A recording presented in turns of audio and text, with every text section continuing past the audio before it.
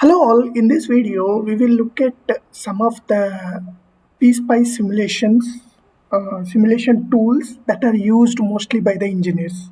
Okay, the first one to look at, and it is widely used by engineers in the industry as well as by students, is the LTspice, which was previously linear technologies, but right now acquired by analog devices, and it is distributed by free from analog devices.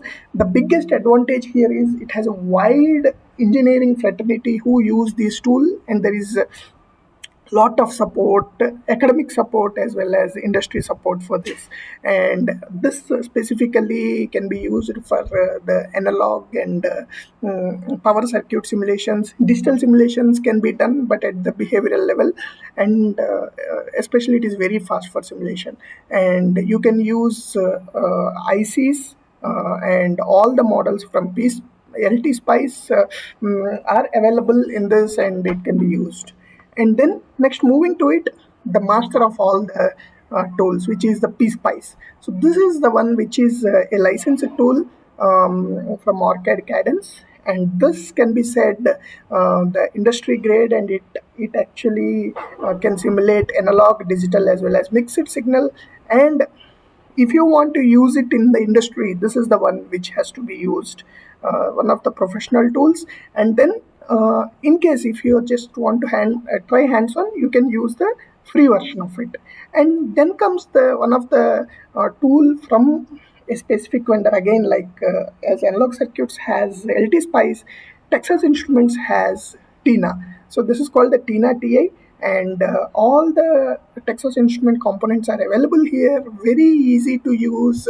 It has wide variety of elements, simple to use, good for beginners. So if you want to start simulations, this is the one to use, apart from the other one which we'll be talking at the end.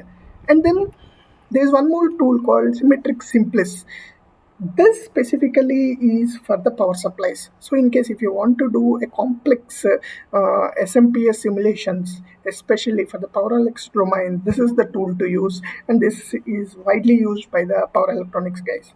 And as we talked about tina, tina can be used by the guys who are starting, but multisim is the one which is used by the college guys, and then the industrialists as well. If you see any of the college curriculum, you see that multisim is part of their curriculum, and most of the guys have hands-on this, and you have a lot of instruments inbuilt, and you get trial version as well if you want.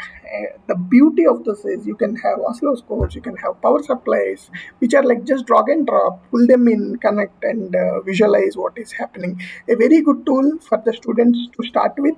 Multisim and tina is one, and then move to the LTspice. And just as a recommendation, if you see here, this is how for a beginner, tina, multisim are the way to go.